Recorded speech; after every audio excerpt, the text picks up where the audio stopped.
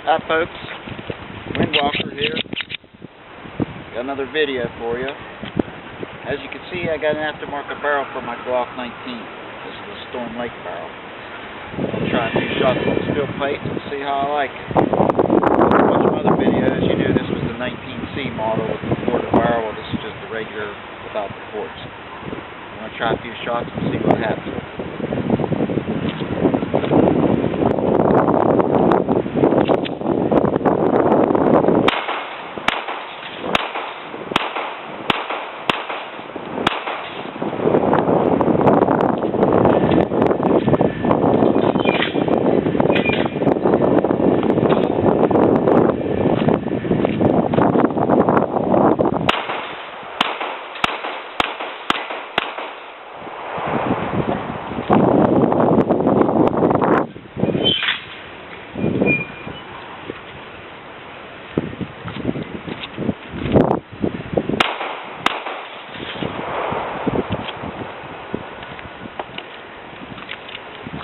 Well,